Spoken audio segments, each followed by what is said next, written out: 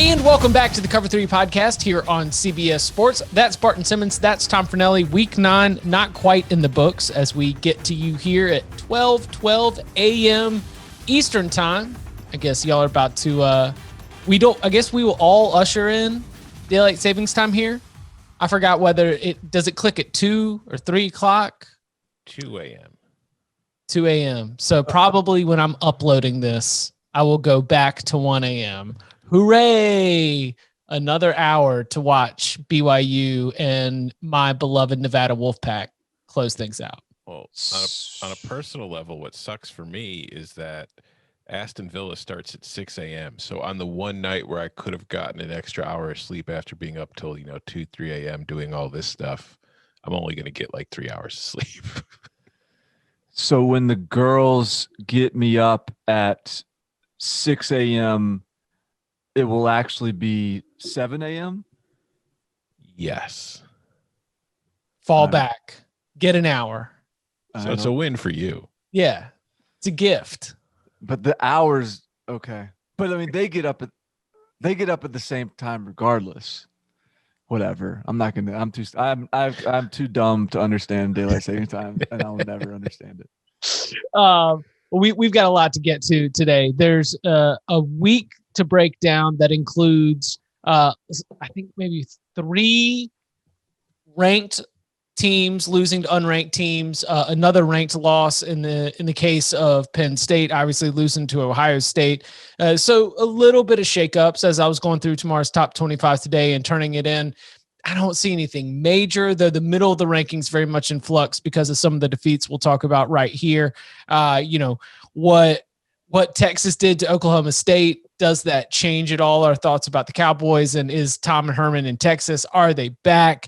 Tom, you were just live blogging the Buckeyes win against Penn State. Penn State kind of made a game of it, but at the same time, Ohio State was in control for most of that game. But I want to actually start off with questions because I want to know what y'all's experience was, because things picked up speed pretty quickly for me in the noon slate. How much attention were y'all paying to Jeff Hafley and Boston College just crushing the haters in the first half against Clemson? And where was the upset alert siren in y'all's households?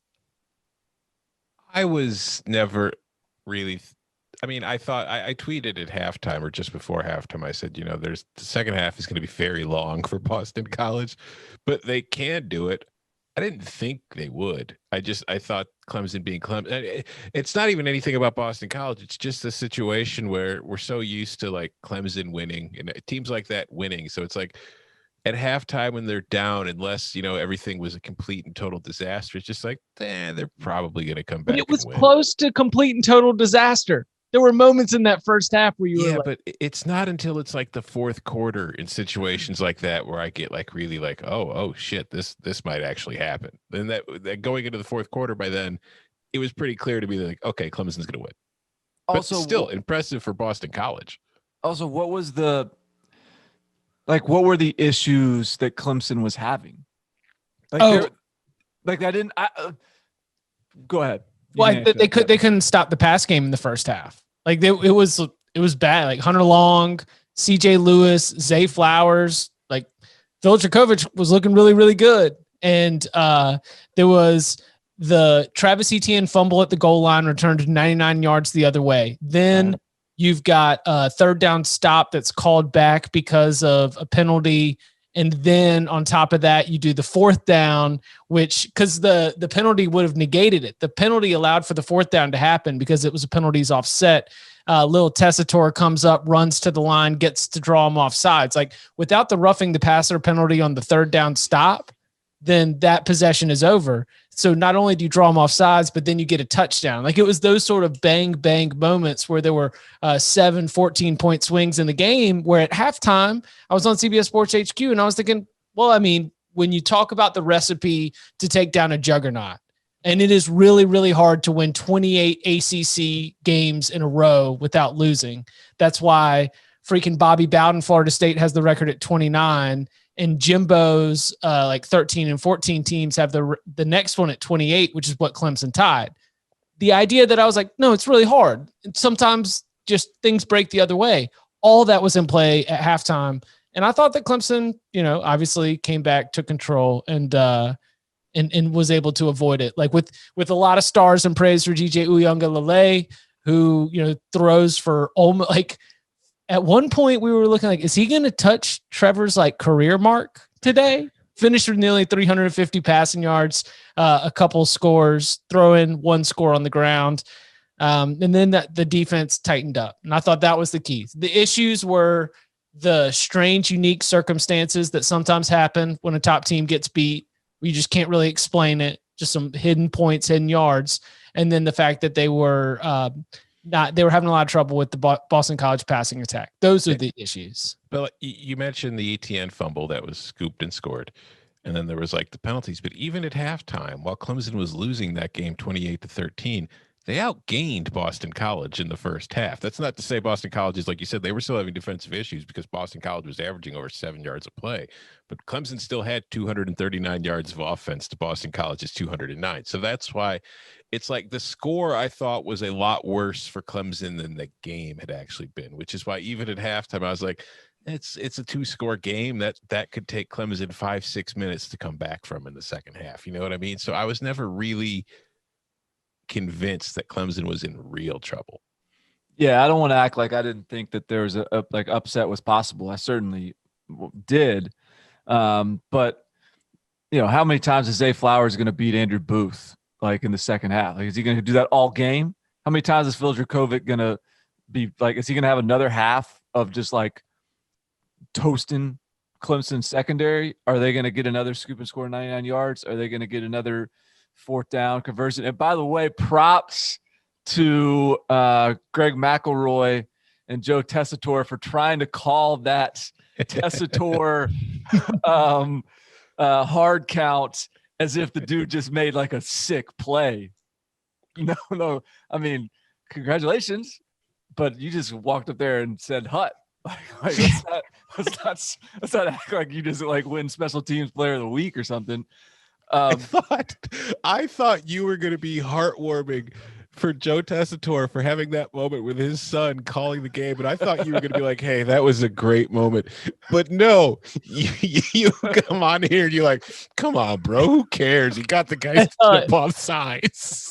I just thought it was hilarious. First of all, they kept on calling him Tessitore, and they weren't even like they were just trying to be super super professional and not talk about the fact that it was like your son. Greg McElroy wasn't like, "Hey, look, that's your son," or Joe Tessitore wasn't like, "Oh, that's my guy. Good job, son." It was like Tessitore with the hard count. Oh, first down. Tessitore with the big play. And Greg McElroy actually said, I think his quote in recapping like the drive was, "And Tessitore comes up with a big play for this team." It's like, come on, man. He's just trying to give his partner some love, man, because it's his kid. All right, so was he ready to snap it? Or was that only a hard count play? Was he ready to quick snap and try it and do the QB sneak? Hell no. That's between Baby Tess and Jeff Hafley. We'll never know. No, he wasn't. He was trying to get him offside. All right. So another piece of this, because I woke up thinking Clemson might lose, and it was looking back on like James Skalski being out, like all the Tyler Davis, everything that we hadn't really been talking about. And I even said in the Slack room, I was like, "Hey, I'll be ready to write just in case this thing goes sideways," because I was kind of starting to have a feel that, especially 31-point spread. And I was out here like doubling down, like, "Oh, hell yeah, Clemson's going to cover that 31 points. Doesn't even matter. Let's go." I could just kind of sense that it might go the other way. But I feel like there's a lot of encouragement and enthusiasm and belief in your guy, Jeff Hafley, because oh yeah, I kind of think Boston College outcoached Clemson at a couple of key spots in this game. And that was a very, very impressive performance in terms of preparation and execution. Yeah, no, we're still very early in the Jeff Hafley tenure at Boston College, but I feel like we can already say they've made a good hire. And it's already at the point where it's like, wonder how long Jeff Hafley's going to be at Boston College. Yeah, I mean, and not only that, but I mean, what they've done. Like I was not super.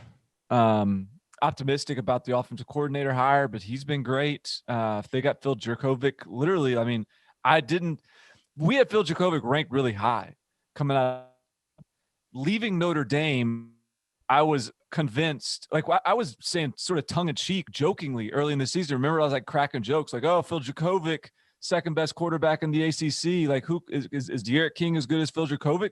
He may not be as good as Phil Jurkovec. I don't know. It looks funky coming out, but the dude's making plays. And so they've got him playing his best ball. They're playing complementary ball. They're well prepared. Jeff Hafley is a coach of the year candidate right now. And that program is in great shape. They're actually recruiting well. They're evaluating well right now too. He's a star for sure. But look, we've glossed over the fact that DJ Uiagalelei rolled in there. I mean, you said it, 350, but like they can still win it. Like Trevor Lawrence will come back and all will be back to normal. But if needed, they can win a national championship with DJ under center. Like the ceiling doesn't change.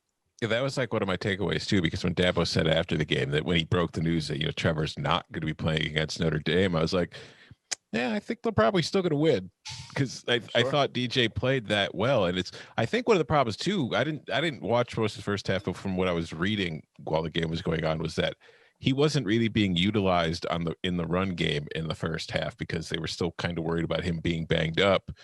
And then in the second half, they said, all right, let's have him run the ball more. And I think that's what really got the Clemson offense going. And that's a kind of that's another dimension where it's like with Trevor Lawrence, he can do it. It's just, I don't know if you want Trevor Lawrence to keep doing it, because I mean, he's a big guy, but he's also not really like a mobile guy. Whereas DJ, he's also huge, but that's part of his actual game. I thought that, so Frank Ladson also was banged up here. Joseph Nagata also banged up here. I mean, Cornell Powell and Amari Rogers had to step up in a big way. And if you want to sit around and get real, you know how there's a lot of like summer camp boyish enthusiasm to the Clemson football experience. Like, we're always looking for life lessons. We're always looking for something that you can go and like teach your children about. It's about those senior playmakers, Travis Etienne, Cornell Powell, Amari Rogers, upperclassmen lifting up their freshman quarterback when he gets put in that tight spot, And Dabo said after the game, I told the seniors, boy, go look after that young man. Go help him along. But they played well. Also, shout out to Fornelli Tech's own Brian Brzee for just being a man-child that I'm falling more in love with every week, just watching him maul. Monstrous type stuff. Okay, who saw Michigan blowing it? You saw them. You did pick them. You did pick Michigan State against the spread. Mm-hmm. You didn't. Surely you didn't think upset was in the books, did you? No. I mean, I even wrote like in the column, I was like, listen, Michigan's going to win this game, but come on, the spread's ridiculous. But yeah. I was surprised to see him lose. I was somewhat surprised mostly by, I mean, just Michigan State offensively, I thought looked really good. Like, it wasn't pretty, but like the problem was, and the problem that they noticed and they exposed all day, was that Michigan's secondary has serious problems. Like, Minnesota had some like 2 or 3 30-yard pass plays last week against Michigan, but kind of gets lost in the shuffle because, Michigan won the game and Minnesota was also kind of chucking the ball deep because it was down. And also, Minnesota's got Rashad Bateman. So you're like, yeah, that's going to happen. They've got big play receivers. And you didn't really think Michigan State was going to be able to take care of it, but Michigan State was just taking advantage of that all day. Here, let me look at this. Read down. They had, these are their passing completions, their chunk plays in the passing game. They had a 30-yard pickup, a 53-yarder, a 50, a 40, a 31. Those are 5 plays of 30 or more. They were all pretty much to Ricky White except for one of them. And I mean, they were just picking on Michigan's secondary. So if you look at Rocky Lombardi's overall numbers, like, he only completed 17 of his 32 passes, but he had 323 yards. So he's averaging over 10 yards per attempt because they were just chucking it deep, and Michigan was giving up too much. So that's certainly a problem going forward, because if you can't stop Michigan State from moving the ball vertically on you in the passing game, what's going to happen when you're going up against Garrett Wilson and Chris Olave? So what's the story on Ricky White?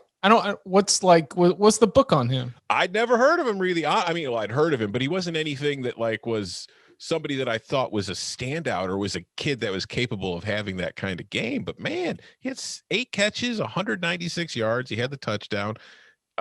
He was making big plays. He was getting open consistently. And it wasn't just like, hey, he's wide open catching passes. He was making some difficult catches too. He made some really impressive catches. So it's like, I'm looking at this Michigan State offense, and I mean, seriously, like going into last week, we were talking about how Rutgers was going to beat it, and Rutgers did beat it, but the offense actually wasn't horrific last week, save for the turnovers. But I didn't have very high hopes. I was pretty negative about Rocky Lombardi and this Michigan State offense. I'm kind of quickly coming around thinking, hey, I don't think this team's going to be really all that good, but they're a lot more, I guess, competent is the good word that I had anticipated, particularly offensively. Lombardi looks light years better than he has at any other time that I've seen him playing. I still think that they don't have much of a run game, which I think is going to really doom them in the long run in the Big Ten. But they're going to be able to put some, they're going to put some points on the board. Ricky White, same wide receiving core as LSU's true freshman Eric Gilbert in high school. Harrison Bailey was their quarterback. He's at Tennessee now, out of Marietta, Georgia. So that team sucked. They had a couple weapons. The thing about this is like we've talked about how Michigan State is going to be down this year with like kind of to no fault of their own. Like it's a tough deal. They've got a lot to fix. They've got talent that isn't really like top of the league. They've not had time to sort of renovate the roster in that regard. Mel Tucker didn't have time to get his stuff in place. And what do we really know about Mel Tucker anyways? Like fast forward to first Michigan game of his career, just flat out outcoached Jim Harbaugh, like just beats him.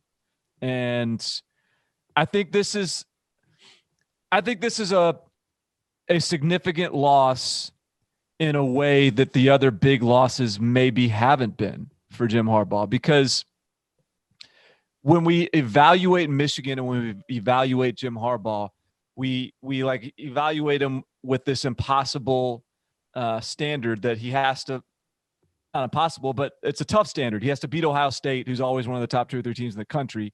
Then he has to be competing for like playoffs. And that's like, you cannot be doing that and still be doing a fantastic job. And that's sort of been what it is. Like he's still winning 10 games. He's still elevated the program significantly from where he found it. But you can't lose to Michigan State in Mel Tucker's first year as a 24-point favorite. And I think, I'm not saying he's going to get fired because of this, but I think that now the pressure's always been there, and it's always been pressure come from people like us just talking about it, people writing about Jim Harbaugh. I'm not sure the pressure has actually been there inside that building, inside that administration, people saying you got to win or you're getting let go. I don't believe that to be true, but I think now that there starts to be some real pressure that like, okay, this isn't okay. So you can't lose to them. I don't think there's as much pressure week to week. I think we swing more violently than necessarily the fan base or the administration or the power brokers, like whoever those important people are. I think they are. I think they are. What's the standard line we get at the end of every single season is like, well, just like we do every year, we'll wait till the end of the season and we'll have an evaluation period. Like we'll sit down and evaluate everything. We're going to go through everything and decide from there. And I think when you do the final evaluation of Jim Harbaugh teams, the final evaluation was like, well, you know what? That wasn't that bad. It just really stings when you've got a loss like this one. And listen, you're right, especially when we think about like the fact that it is Mel Tucker's first year, all the disadvantages, the fact that they were 24-point favorite. Like there's a lot to be able to circle for this particular loss to say that it took a lot of like points out of however many points Jim Harbaugh had on his little scale before things actually started to get a little bit intense and a little bit of pressure that even Jim Harbaugh would have to be able to recognize and feel. But I mean, if they go on and win most of the other games that are on the schedule and then show up to Ohio State, at least with a chance to win it and tie for a division title, then you're going to be like, okay, all right, well, they screwed up in that Michigan State game, but dirt bike offense was good and Don Brown's defense settled down and showed that was just sort of like a one-game fluky type scenario. You got to be able to give some forgiveness for the fluky type scenarios in this season for pretty much any team. So, all right, they've got, I mean, look, fair, but I guess my point is when you lose to Ohio State for the 6th straight time, if you also, like, I think a lot depends on what this Michigan State team is. I think if we look back and we look Penn back State at week goes 2 into the big house and Ten, wins, then all of a sudden we're having this like different conversation potentially. Sure, There's a couple sure. other spots along the way. Yeah, I mean, yeah, okay, sure. But I think like if Michigan State turns out to be a really good team, and Michigan State goes 5-3 or something, and then okay, this is a little bit more forgivable. But if we look up at the end of the year and they've lost to Penn State and they've lost to Ohio State, and they beat Maryland and Rutgers, and they split Indiana, Wisconsin, that's going to be a tough look. So and I think it feels different when you lose to Ohio State with some of those other losses on your resume. So I don't know, man. Like this is a weird deal with Jim Harbaugh. It just is. It continues to be a weird deal, and I don't, it's hard to figure out exactly what it's going to take for them to actually turn the corner. Yeah, I think 2020 is going to be kind of a weird factor in it too, simply because I don't know what Michigan's going to want to do in a season like this one. But I get what you're saying. I don't know that this is. I think that this game is probably definitely going to raise some eyebrows because of what you said. Like they were favored by 3 touchdowns to win this game, and now I can't remember what the stat was, but I think they're now 1-6 the last 7 games at home against Michigan State and Ohio State under Harbaugh, which is not great. And then this is Mel Tucker's first year at Michigan State, and he's already picking up a win over Michigan in this game. Only one other coach has done that in the history of this rivalry. Do you know who it was? Nick Saban, the birthday boy. 1995, Nick Saban, the only Michigan State coach in history to beat Michigan his first time playing them until today, till Mel Tucker did it. Just do a little bit of midday update in HQ. That's on the top of every fact sheet that's getting distributed to the news desks. Here I was thinking I was slick. Okay. I feel like we need to address the let's see. All right. We are not going to do Pokes to Go segment every single Monday, but I do think it is important to address maybe not the state of like Poke Nation, but at least the president of the Oklahoma State College Football Playoff Fan Club. There is a media availability. It's just going to be a scrum in the back hallway. Barton Simmons, how is the association feeling after an overtime loss to the Texas Longhorns at home? We're bitter, man. We're not happy. We were the better team. Yes. I mean, very clearly the better team. Oklahoma State was the better team. Hey, but that being the better team does not mean you win in the Big 12. This is the Big 12. No, it sure does. Scoreboard doesn't say you were the better team. No, look, I mean, it's weird stuff happens in the Big 12. Weird stuff happens in that game. I mean, look, I obviously I picked Oklahoma State to win and cover, and I acknowledged that this could go awry because Oklahoma State might not take care of the football. Spencer Sanders might have a couple turnovers, and what do you know? Look up and that's what killed us. I think the referees didn't help a lot over the course of the game. I think the problem is Oklahoma State really needed that game because Oklahoma's starting to play really good. And I just don't know what's going to happen the rest of the way. Like I'm not confident Oklahoma State's going to get Oklahoma. I think that you miss an opportunity there, be as a better Texas, and letting them get out of there with a win. Now, you may not have had a player as good as Joseph Osai on your team, but your other 21 were the better 21, and you let that away. So that's going to be tough to swallow. Yeah, I watched this game. I had it on a secondary screen most of the time, but I had an eye on it throughout, and I didn't really understand how badly Oklahoma State was actually dominating the game until afterwards when I looked at the box score, and it was like, oh, because I mean, Oklahoma State had 530 yards of offense. They held Texas to 287. They held them to 3.8 yards per play. On the ground, Texas only averaged 3 yards a carry. So, like, the Oklahoma State defense that we'd hyped up or like talked up all year actually played really well again in a game that it gave up 41 points. And I say gave up with the quote marks because, again, it was the 4 Oklahoma State turnovers. But I was going to come on this show trolling you, Barton, because, the other day during the Locks pod, I was wearing the Oklahoma State t-shirt while picking Texas. I was going to wear my Oklahoma State hoodie for tonight's show, but I got yelled at by Oklahoma State fans, and I didn't want them to think I don't like Oklahoma State because I do like Oklahoma State. But yeah, this is a tough spot because they're still in first place in the conference, but it's like you said, I don't have any confidence that they're going to be beating Oklahoma at this point. So I think that's going to be a loss. But the good news is I still think that with Kansas State losing, especially, and we'll get to that later, I'm sure too, they're still in the driver's seat to get to the Big 12 championship. So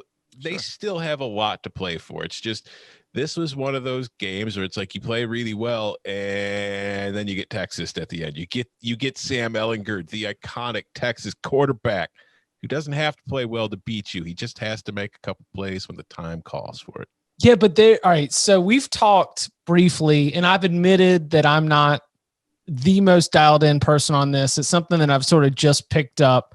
A lot of it is our colleagues, Kyle Porter, Kyle Boone. A lot of it has been Kercheval's sort of Big 12 expertise based right there in Austin, covering the league so closely for so long, even beyond his time with us here at CBS. But that mindset of Oklahoma State, it's like, yeah, I know things look good, but you just wait. Something's going to go wrong. It always does. Like, that kind of mentality almost becomes a self-fulfilling prophecy. And then you turn the ball over 5 times. Like, you nearly double up your opponent in total yards. You nearly double him up in first downs. You dominate the box score, as Tom mentioned, but you turn the ball over 5 times and you get Texas. Like, that sort of, that narrative is what almost makes it tough as somebody who has to make predictions. Like, Barton, it does take real stones. It takes real stones to jump over that long, flowing moat of just sort of like defeatist, self-fulfilling prophecy that's come around too many times with Oklahoma State. Like, nah, this is going to be the year they do it, because this is another chapter in the heartbreak and the scars and the wounds that Oklahoma State fans have from seeing a very talented team, the better team, lose to a Big 12 foe. But here's the thing, though. Oklahoma State hadn't played any powerhouses yet. They were a team that a lot of people were pointing at as, that's a fraudulent top 10 team. We don't really think they're a team, do we, Oklahoma State? And in a way, yes. I mean, losing that way is frustrating for us Poke fans, and seeing the way that went down. We outplayed them yet. But I think a more encouraging way to lose than the alternative. Like, what if they went out there and got exposed? What if they went out there and Texas outgained them yards per, and Texas turned the ball over? Oklahoma State was lucky to be in it. Like, no, that's not what happened. Oklahoma State actually was the better team. Oklahoma State does have a legit defense. Oklahoma State, like, you look at the rest, and if Oklahoma State, and you could be like, you know what? We're still number 1 in the OAN poll. We can still get out there and get after these guys, and we can still go win the rest of our schedule. And I think that that's exactly what they're going to do. I agree. That is exactly what they're going to do. Yes. Yes. It's all right. You can still accomplish it all. You're still number one in the OAN poll, so you're good. You're ready to rock. OAN kind of spells one in a weird way. There you go. Kansas State, you mentioned, loses to West Virginia. Iowa State takes care of business against Kansas. Oklahoma thumps Texas Tech. Big 12 title race. I am not coming away thinking that I'm ready to move Texas back into it. Plus, Texas is still very, very, very flawed in a lot of different ways. Oklahoma, I feel the best about in terms of the quality of the team, but things aren't great in terms of the tiebreaker scenarios because their losses are to Iowa State and Kansas State, two of the teams that are also up there. We mentioned the Cowboys take their first loss. Who do y'all think plays for the Big 12 title on December 19th? Bedlam. So let me think. So I do we not have to, what is it that easy to calculate, Tom? I think so. I mean, I'm trying to think like where no, I'm just so like where does Iowa State fit in? See, that's the thing. Like the Kansas State team that played today is going to lose another game. Iowa State, I feel like they're good. They are what their record says they are, but they also are very much capable of losing another game or two because that's just the situation. It's not like their world's better, and this is the Big 12 where, we're taking the underdogs every week. And if you look at their schedule, though, they've got Baylor. That's probably a win. They've got Kansas State, which might be one of the Kansas State losses I just mentioned. Then they've got Texas on the road, so that could be the one trip-up spot. But that second loss, if both them and Oklahoma have two losses, that's the thing. Like, we're looking at a situation where we could easily have Iowa State, Oklahoma State, and Oklahoma with two losses at the end of the year. So then we're going to have like a three-way tiebreaker scenario, and I have absolutely no idea how the hell that's going to work, especially if they've all got to win against each other. Record against common opponents in the order of the standings. Does that mean? Yeah, that doesn't help me. That doesn't make any. We go team by team, and it's like you just wait until, like, if you both beat them, you move to the next one. You both beat them, you move to the next one, and then okay, you finally wait to a point where one of you got a win and one of you got a loss, and that ends up deciding it. Well, so that means all eyes on who? Texas? That means all eyes on Texas. Yeah, I guess. Determine tiebreakers. Oklahoma State's in deep shit now. So like that rewards you for like if you're gonna lose to a bad team, right? Basically. Yeah. Make it as fluky as it could be. Yeah. Feel free to lose to Kansas, boys. It won't hurt you. It won't be a big deal.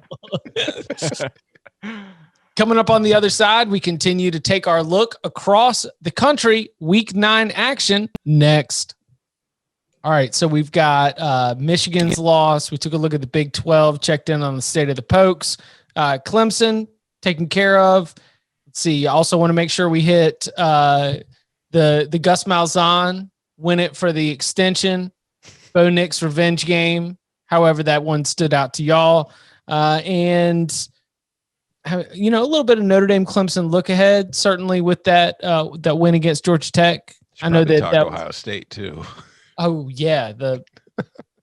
Tom, you just live blogged this game and it was very casual to watch it without responsibility because at no point did I think Penn State was going to win this game. Like from very early on, it looked like the Buckeyes had taken total control. Sean Clifford was running for his life. A lot of dirt in Sean Clifford's helmet as he was just constantly getting hurried by Ohio State's defensive front. I mean, what stood out to you? You were more dialed into it than I was, but so let me know.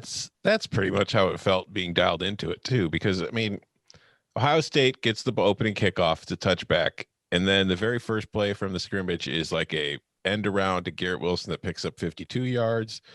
And then 2 runs later, Master Teague's crashing into the end zone. So it takes him 3 plays to move 75 yards, get on the board, and you're just like, All right, gonna be one of those nights, isn't it? But I will say, you like Penn State on its first possession. I give James Franklin credit. I saw him taking a lot of heat for it online, but Penn State had a 4th and 2 at like its own 41 on the very first possession of the game.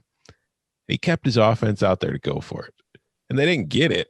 They got stuffed. And then Ohio State went and scored 14-0. And a lot of people were giving him grief. But I was like, I thought that's exactly what he had to do if he was going to sit there and think that his team had a realistic shot of beating Ohio State. I think that's what every team has to do if it's going to, because you're not going to stop that offense often enough to sit there and think that you could afford to sit there and play the field position game against it. So I applaud Franklin for realizing that early and taking the shot. It just didn't work. But this was like the score was 38-25.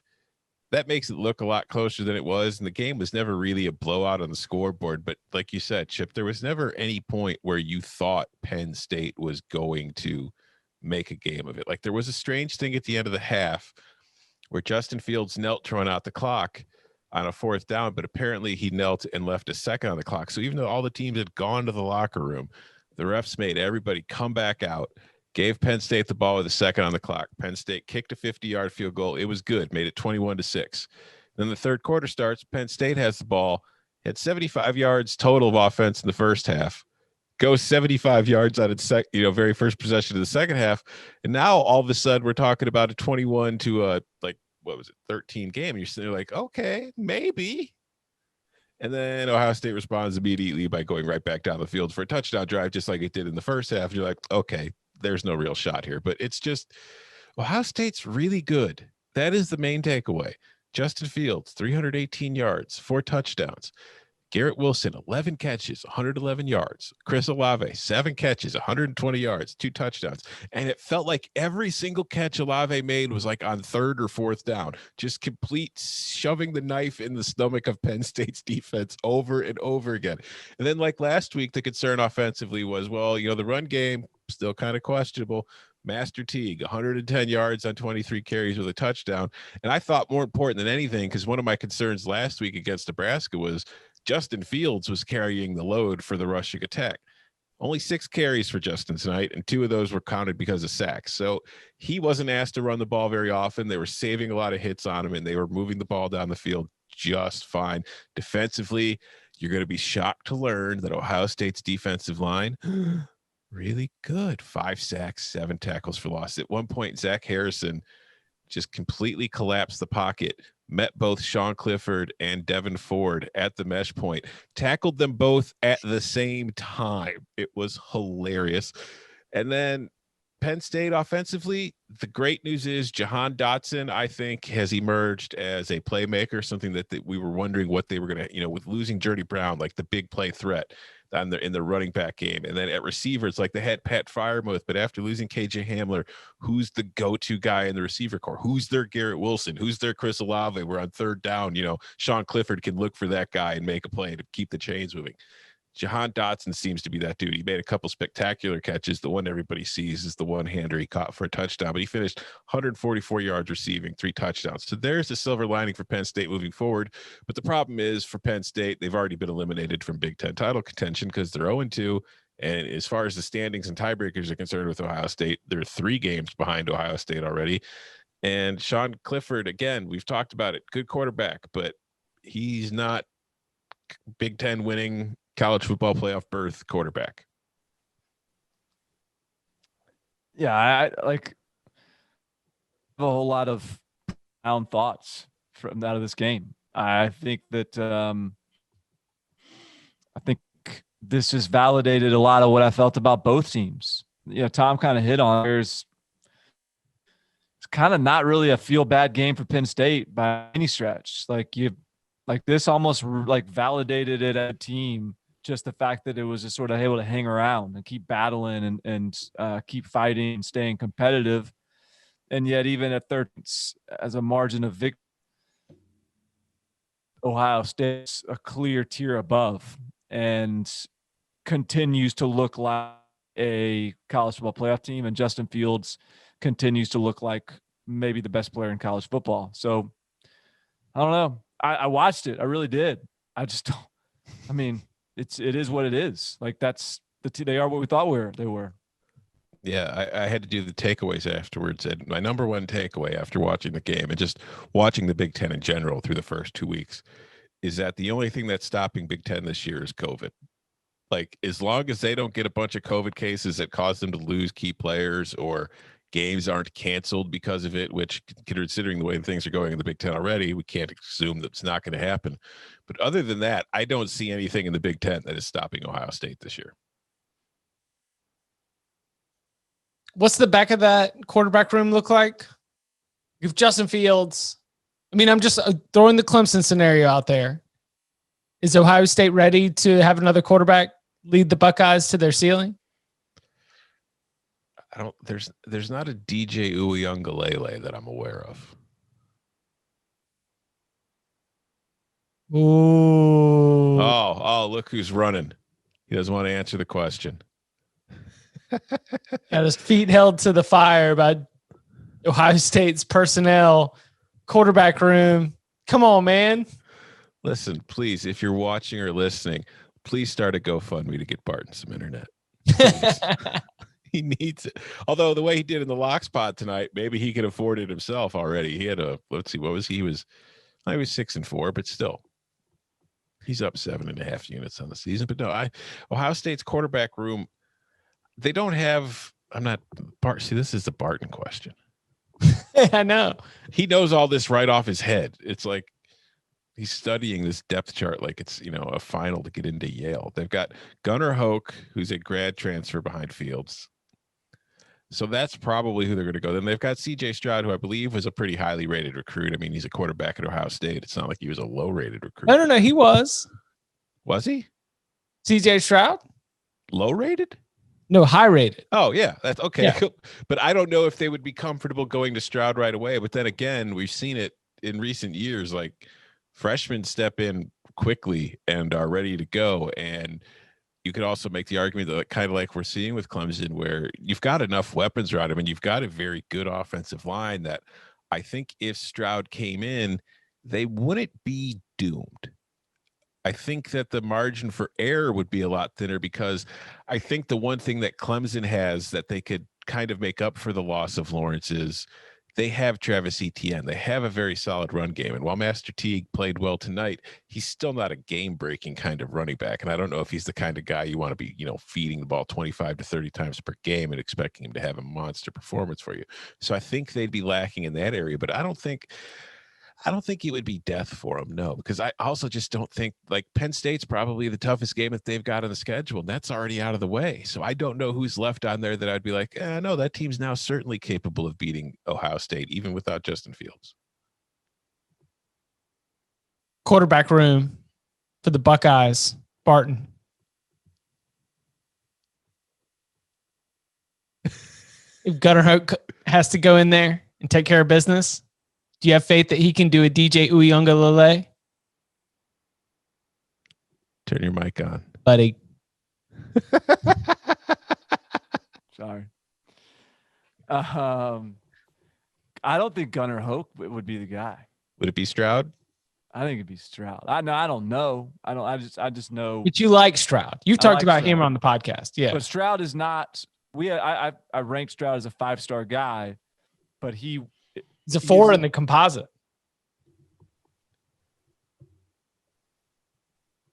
He is. There's Alexa out in the hallway.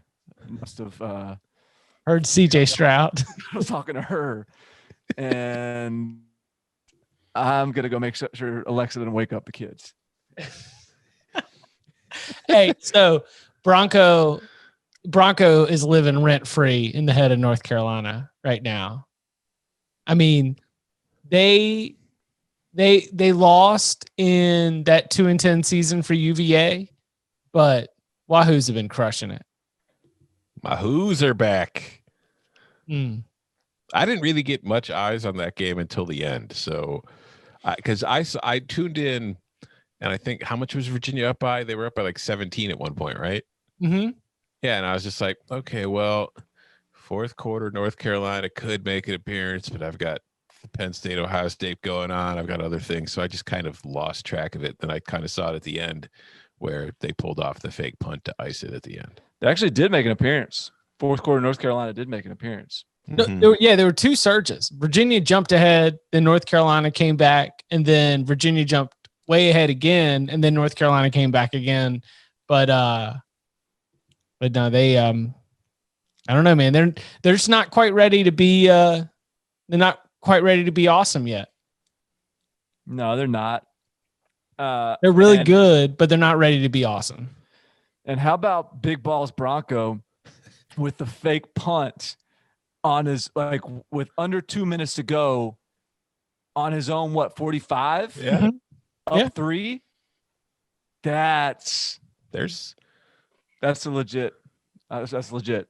There's a reason I've always been a fan of Bronco Mendenhall Hall teams. They're physical and they're not scared.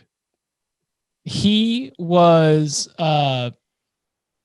he's been doing, for anybody who has not been watching Virginia, which by the way was 1-4 going into today's game against North Carolina. The Wahoos, not only because of injury, but also out of choice, have been rotating through 3 quarterbacks. And I know he's y'all's boy, but there's a whole lot of putt-putt to that offense. I mean, the gimmicks and the trick plays are excessive. And you know what? Like, when you save all of them for one of your most important games, like when you've got North Carolina in town, you can put together a killer game plan. But there's also a reason why this Virginia team has lost to Miami and NC State and taken some of the L's along the way. They had a great game plan. They executed it perfectly. I thought North Carolina really buckled in a lot of pressure moments on the road, and the mistakes that they made, particularly at the end of the first half, and then not being able to get the stops they needed in the second half, are kind of what lead me to they're really good. They're just not ready to be awesome, because this is like the worst opponent that you could play if you are riding a little hot, just kind of only relying on those explosive plays. Because Sam Howell will give them to you. I mean, let's see. 443 yards, 4 touchdowns, 0 interceptions on 23 of 28 passing. Like, it's there in the box score, but I'll tell you, watching that game, it kind of felt like it was real feast or famine for the Tar Heels. So that was a little side TV game for me. And I was looking on social media. It sounded like some people were frustrated or upset about the coordinator play, at least in the first half. Did they bungle some red zone stuff or something? What was going on with that?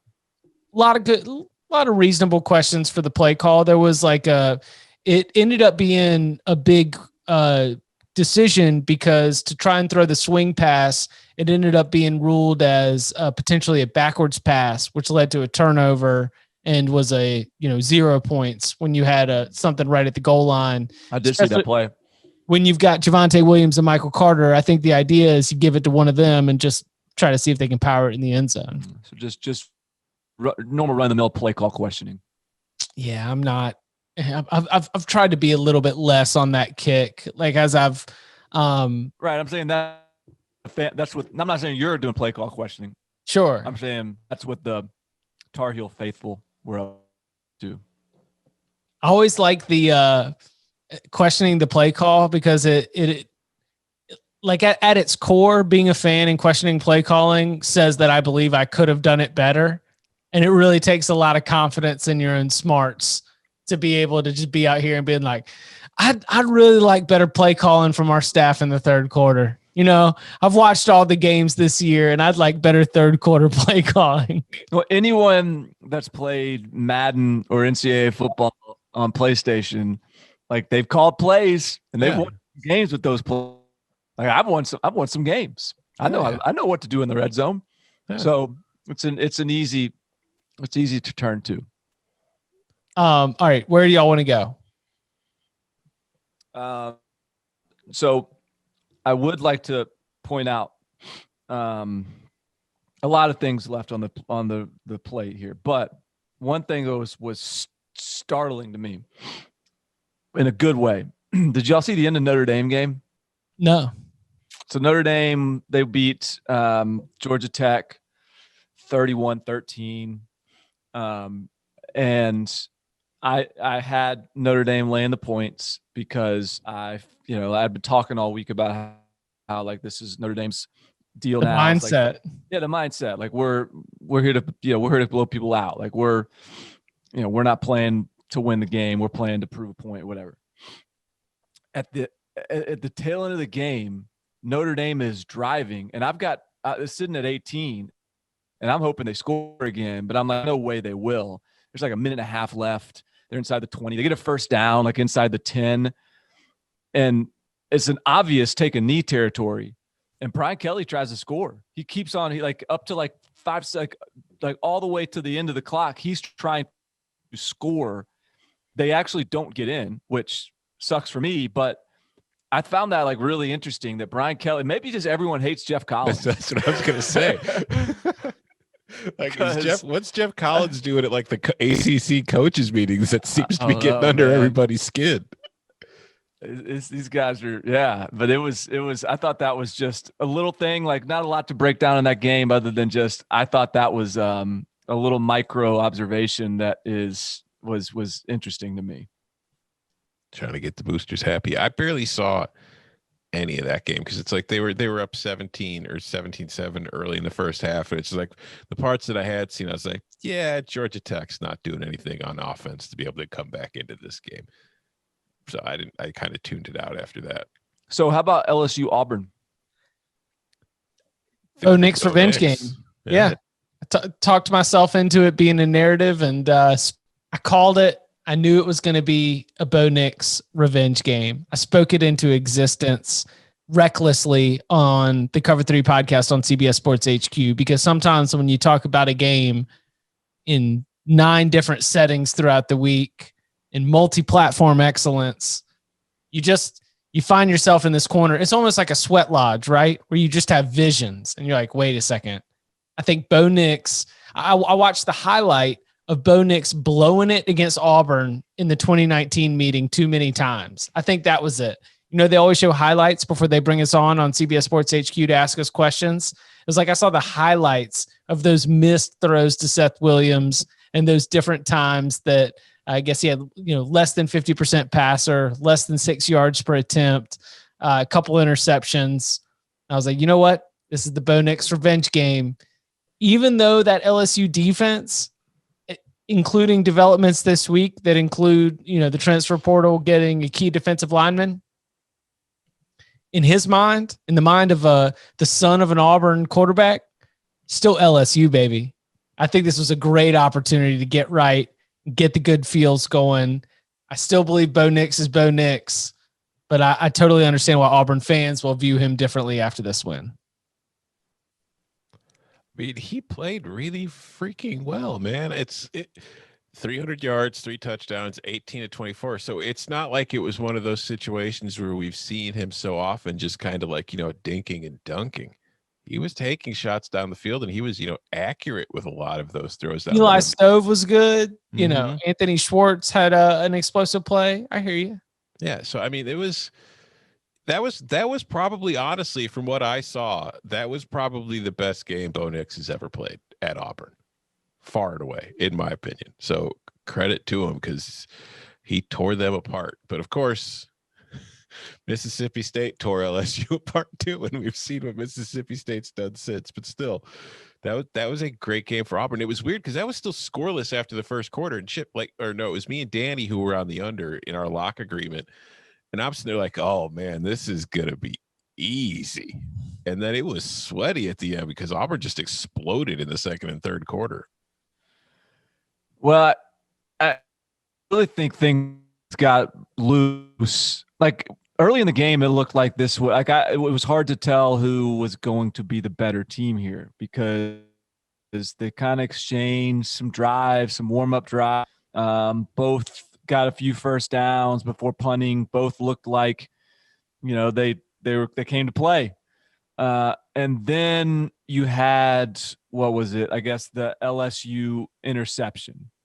And then Auburn converted that into a touchdown. And then you had, not long after that, an LSU fumble that Auburn converted into a touchdown. And then it just felt like LSU just started this has been a weird year for LSU. And I think this was a turning point game. It was either going to go one way or the other. It was either going to obviously be this, or I think there's a world where LSU had gotten a few big plays early, had gotten a little bit of a lead, and maybe they're on the other end of the scoreboard with a big win, and TJ Finley, the true freshman quarterback, stays confident, and then they're off and away, and maybe they got a couple more big wins in them the rest of the way. I just think because of all the sort of external doubt that's been surrounding this team, because of some of the transfers, because of the new coaches, like there was a lot of reason, and because of, again, this lack of leadership that's been able to be fostered on this roster, I think it was really easy for them to fold the tents when things got bad. And I think that's going to be a challenge the rest of the year because there's not a lot of easy games left either. At what point are you going to start entertaining the idea of Cincinnati Bearcats college football playoff contender? Never.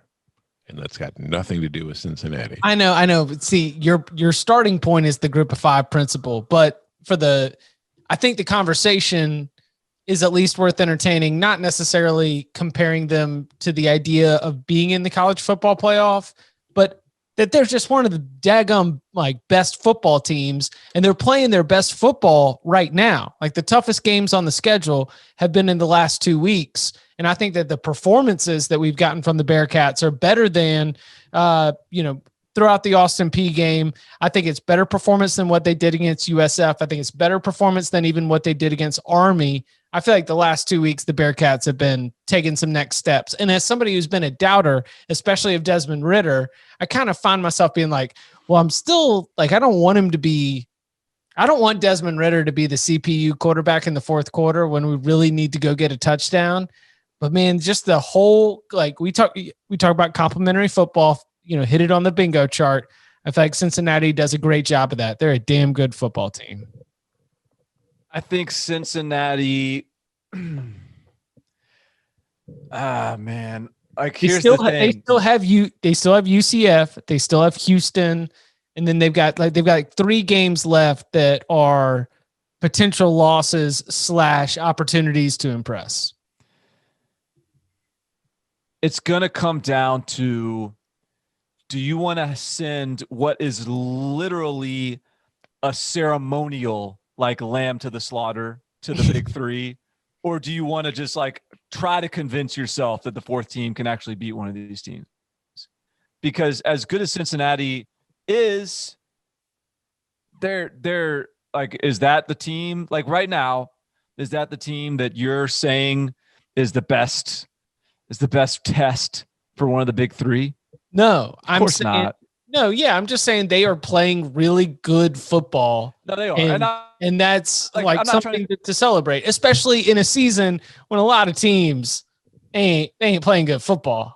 They even got some good players that are masking bad football across the country. No, and I'm not trying to say that to dismiss the question or the point either, because it's a question that needs to be asked right now.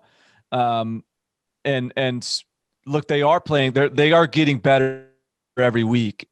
This is a team that a month ago we were skeptical that they could score more than 20 points, and here they are. They've blown out the 2 toughest teams on their schedule in back-to-back weeks. So it's time to. I mean, they've elevated themselves in the way they needed to, and now the debate or the discussion will just go to the sort of typical debate or discussion we have every year about the best group of 5 team when there's one that's actually, that can make a case, and they'll fail that argument at the end of the day. But, to Cincinnati for making this, for putting up a pretty good resume here. And look, they're looking great, and they got some players. There's no question. I'll say in their defense, I mean, again, with the clarification on my part that there's no way in the world they're going to be in the playoff no matter what they do. I will say that if they did make the playoff as a 4 seed, because I don't see a group of 5 team getting in, let alone getting higher than a fourth. They would play the number one team. So they'd get run by Clemson or Alabama or Ohio State, whoever it was that they had to play. But I'm not convinced that there aren't other Power 5 teams that might end up getting that playoff spot who won't play just as poorly against those three teams. So from like a standpoint of quality of team, I think that, yeah, in a vacuum, this is a team the way it's playing right now, but it has to keep playing this way for the rest of the season. I think that it's not that far off from some of the other teams that will be in the running for the fourth spot. I would take. Go ahead. No, I was just, that said, I mean, would you take Cincinnati over Florida right now or Georgia? No, I was going to say Notre Dame. I said I would take Notre Dame and I would lay the points and I'd be so ready to have my little heart broken when the Bearcats end up covering that spread by some way, like Ahmad Sauce Gardner gets a pick six, somebody on that Cincinnati secondary comes up with some ridiculous play that fumble return touchdown that ends up getting the Bearcats the cover. But I would take Notre Dame and I would lay the points up to 7.5 against Cincinnati on a neutral field. Cincinnati or the Pokes? Pokes. Same. Hey, the thing with Cincinnati is Luke Fickell is continuing to assert himself as the prime candidate for the next big job, if it fits him. Is that it? Is that all Cincinnati is a vehicle to get Tommy Tuberville to the Senate and Luke Fickell to the next big job? I'm sorry. Group of fives, that is what they are. That's the best case scenario that they are. You could be MTSU, be sitting there on year 10 of Rick Stockstill with 10 more to go. And you just kind of like, hey, best case scenario is you get to run through a couple big seasons and see your guy off and say, I knew him win. Yeah, and it's not even just group of five. It's like I said earlier on the show, the way Jeff Hafley's starting off at Boston College, an ACC school, you wonder how long is he going to be there if he keeps improving the team like this. True. All right, what else is on the notepad? I've got Northwestern is 2-0, and unlike the 4 2-0 Big Ten teams right now are Ohio State, Northwestern, Purdue, and Indiana. And of those 4, obviously Ohio State is Ohio State, but Northwestern is the only one of the other 3 that I feel like is a legitimate 2-0. So what happened in the Indiana-Rutgers game? What do you mean? They won. Yeah, I know they won, but I mean, right now I'm giving the credit to the defense, which, looks like it was taking care of business while this offense led by Michael Penix, we are kind of like, yeah, and the offense, which is really efficient, and the offense, which does a good job of staying on schedule. I don't think I've seen Indiana actually play a lot of inspiring offense in 2 games through 2020. Yeah, I mean, it wasn't a pretty game.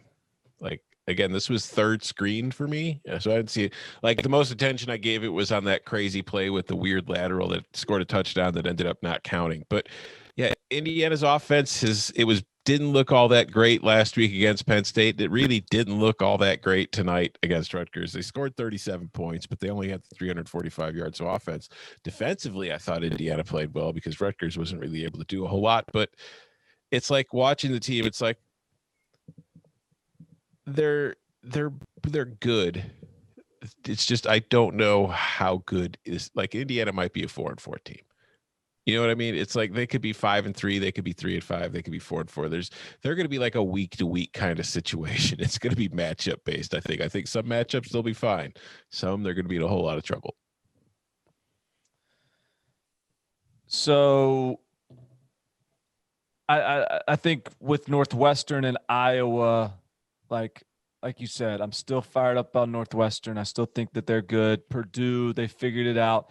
The one that I was actually pretty disappointed in from a projection standpoint was Georgia, Kentucky. 14-3. I mean, Kentucky had Joey Gatewood out there, and so I guess I should have seen them figuring out a way to just hang around. But I mean, come on, Georgia, I'm 14-3. I'm glad you brought this up because, like, unless JT Daniels isn't hurt, like, there's something we don't know. No, he's definitely got. I mean, he's got it. Like, He has to be because yeah. I'm to the point where I'm about to be out on being a Georgia pod because we were promised things that we have not seen. We became a Georgia pod when they hired Todd Monken because they were going to revolutionize and modernize this offense. And we have not seen even a hint of that so far this season. So until we see it, sorry, this is no longer a Georgia pod. There's only 2 of 4. Ooh. You need a majority rule. Sorry. I'm not bailing. When you say you're not bailing, Chip, are you saying that you still believe, or are you saying that as a true dog, as a Disney dog, you're going to see these guys through thick and thin, and you're just going to stick by them? Or do you actually believe? I don't believe, but I do see this team in Atlanta. I'm going to hang on through Jacksonville. They got a lot of injuries today. I know those fraudulent Florida Gators. See, I don't think Chip believes in Georgia as much as Chip just really likes pissing off Florida fans. Some Florida fans got in his mentions. I think he's having too much fun just riling up Gators fans. I don't think he's because it would be hilarious. Hey, so did you guys see Richard LeCount got in like a motorcycle accident tonight? Yes. So, and then they had a bunch of injuries like during the game. That's going to be an interesting looking team when they try it out there against Florida. I mean, Florida could win that game handily. Like, I could definitely see just like all of a sudden Georgia gets stuck in a 14-0 hole. Things just kind of spiral out of control. That's definitely an outcome. And while I don't trust Florida's defense to be able to let them beat Alabama in the SEC title game, I do think that Florida is a worse matchup for Alabama than Georgia is, at least the current iteration of Georgia with Stetson Bennett, because we already saw how that works out. I do think Florida is capable of giving them more trouble. I think that's probably true. Yeah. Speaking of, I mean, Florida defense did come to play against Missouri. Did you guys see the fight? Saw the fight, did not see anything that led to it. So, couple thoughts. Last time that you've seen Florida under Dan Mullen sort of head out to the middle of the field and try to fight somebody. It was Vanderbilt. Do you remember when that was? It was Vanderbilt, right? Yeah. Todd Grantham hates nerds. Todd Grantham lead the Todd Grantham hates nerds more than hate whatever you hate the most. And he was going to fight. He was going to fight those nerds. And then the king of the nerds, the alpha nerd, is chirping. You're damn right. Dan Mullen's going to get out there and fight his butt. So that is the most predictable thing that happened all weekend. Is Todd Grantham inciting a nerd fight? I know Todd Grantham wasn't in the middle of it, but you can't convince me that Todd Grantham didn't look across the sideline and said, that nerd is to us like that. Dan, let's get this thing started. So that I found to be interesting. But other than that, this is a Missouri offense that's been pretty good, and they're held to 248 yards of offense, 9 yards per. I don't know, man. I thought it was a good performance by Florida. I'm not ready to upgrade Florida's defense. They were down a couple key players. I get that too. But yeah, they were down guys in the secondary. And I mean, if you look at the stats, I mean, Missouri couldn't run the ball to save its life. It averaged 1.7 yards per carry. It had 40 yards on 23 carries overall. So, I mean, if they could continue to do that, going forward, at least stopping the run, I think that helps them out considerably with their problems in the passing game. But it's just, yeah, I'm not willing to say slowing down Missouri proves that the defense is healed, but it was a surprising performance because, I mean, you guys were both on the over in this game. You had the lock on it. I agreed with you. And because I thought it was just going to be that kind of shootout. And the fact that Florida, dealing with all the losses in the secondary, dealing with the COVID stuff, and coming into this game with all that on his plate and having probably the best defensive performance of the season for so far, all right, maybe they're getting things in order. We'll see. TBD. They kind of sleptwalked through that. Still believe until the other side of Jacksonville. They sleptwalked through the first half for the most part until the big nerd fight happened. Yes. And like they kind of perked up after that. Sometimes you just gotta get into a little bit of a brawl. You just gotta punch somebody in the helmet, you know? That's right. Break a few knuckles. Todd Grantham has been asked so many questions by Missouri J School grads. He couldn't wait. That's right. So many questions he's hated. He couldn't wait. All right. What let's see. Bama shut out Mississippi State. Yeah. Mississippi State's, I mean, whew. Toast. All right, here's a question. I don't think it's going to happen, but could happen. Could Mike Leach be gone after only one season? Oh, that's not what I thought you were going to say. No, I don't know. He's purging the roster, right? He is sitting in the AD's office being like, hey man, I got to get all these guys gone. We got to get this right. We're getting this. We'll trust us. We'll get it figured. Like, no, I think that there'll be, you got to give him a chance to get his guys in. You got to see what happens in year two. This was always like, that was what made the LSU win so shocking, is because this, to me, was the team least equipped to find success in this 2020 season, given the circumstances. And that's why it was like, how bad does Bo Pelini look? Just letting them off the hook with that first performance. But KJ Costello went from like walking on clouds that first game to like, he may need to transfer again, get another year somewhere. And then there's your boy, Devontae.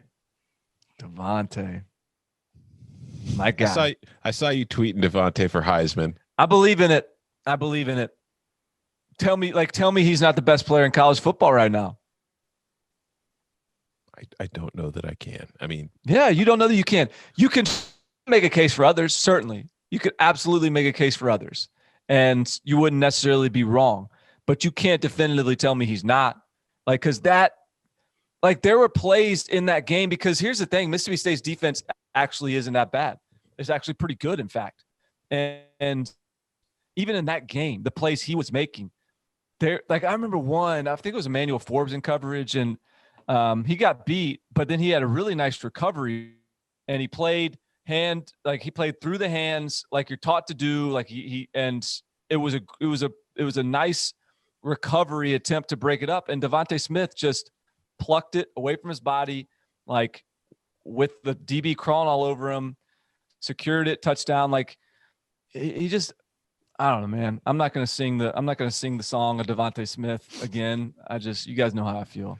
Just another ho-hum 11 catch, 203 yards, and 4 touchdowns. That's what I'm saying, man. Like, Alabama is just the check that shows up, and Devontae Smith's part of it. Like, not surprised. You want to know how many snaps I watched live of Alabama, Mississippi State?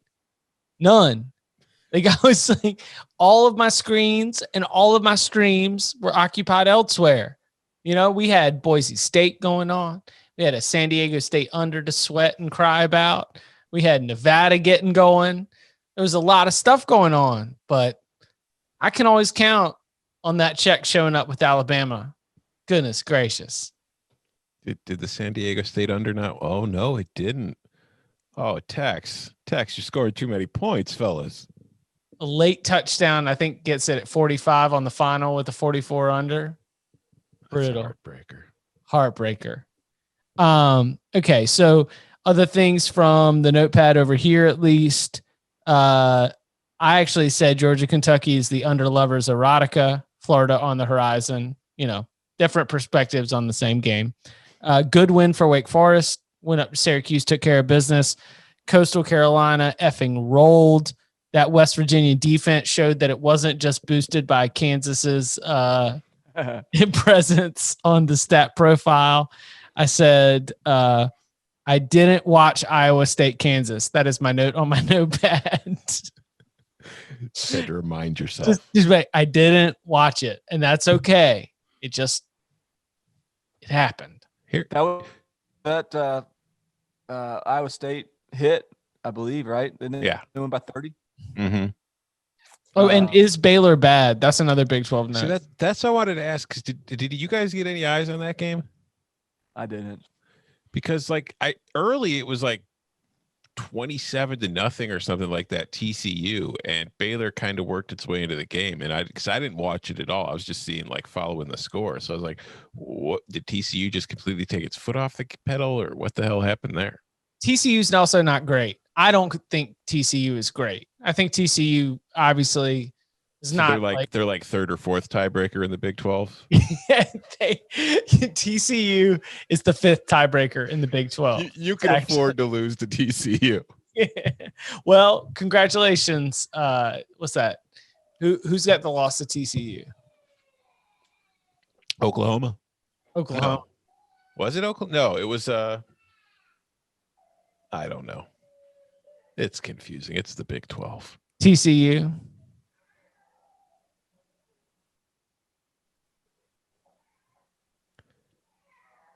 Who's crying? I don't know. I'm getting the shakes. Texas. Yeah, no other things in my notebook here. Let's see. I heard the cry because my nursery's on the other side of that door. So I was like, did I do it? Yeah, you did it. No, Barton did it. David Bell is phenomenal. You have a big day? Yeah. It's like, because you sit there, you think with Purdue, they lose Rondale Moore. He's not playing. But to have that kid, because let me look at the stats. He was pretty much Purdue's offense. Because here's the thing: Purdue beats Illinois 31-24, but Illinois is down to its fourth string QB. It was missing a whole bunch of players because of COVID, and it still had a chance to win the game at the end. But David Bell, 9 catches, 122 yards, and a touchdown. But the most important thing was the end of the game. Purdue was buried inside its own 20. Illinois was trying to get a stop to get the ball back down a touchdown. It was a 3rd and long.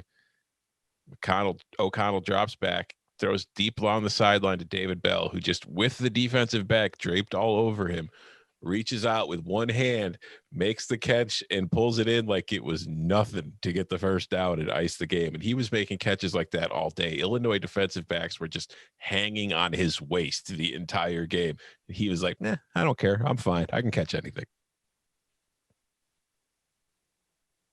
He's a competitor. Great basketball player. Productive football player. It's a real deal. Also, today we learned that Illinois does not have the depth to withstand losing its first 3 quarterbacks on the depth chart. That's probably going to come as a surprise to a lot of people, but it's true. No Brandon Peters, no Isaiah Williams, and who's the third? Matt Robinson started. He got hurt in the first half, and Corin Taylor came in and turned the ball over 4 times. People don't spend enough time recruiting that 4th quarterback. That's the real problem of quarterbacks transferring all the time, is teams just can't build that kind of 4 QB depth on the roster. I cannot wait to see what happened in Louisiana Tech UAB. I haven't gotten a chance. Yeah, that was a surprising result. I'll have to take notes on that. It looks like Virginia Tech got a little bit of a get-right game against Louisville. That's another one that I've got on the watch list for coming up on the weekend. Yeah, man, I you talked about Notre Dame, Barton, earlier. My notepad says, I'm giving Notre Dame the perfect attendance award because they just kind of seem like that student that, gets that perfect attendance award. They definitely have all the other academic honors that come with it, but only 3 people get the perfect attendance award at the end of the year. Kind of feels like Notre Dame's going to get perfect attendance. Sit in the front of the class. Maybe you don't have a whole lot of friends. Do what they're supposed to do. You never see them in detention.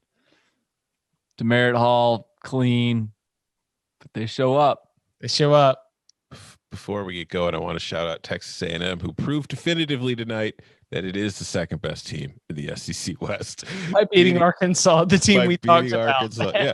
And they obviously they lost the game to Alabama and they looked bad in the Vanderbilt opener, but they've looked pretty good in all their other games outside of that. And this was an Arkansas defense that had been playing well. Say what you want about the rest of the team, but A&M did pretty well. Kellen Mond is finally kind of starting to look like the kind of kid you were hoping that you would see.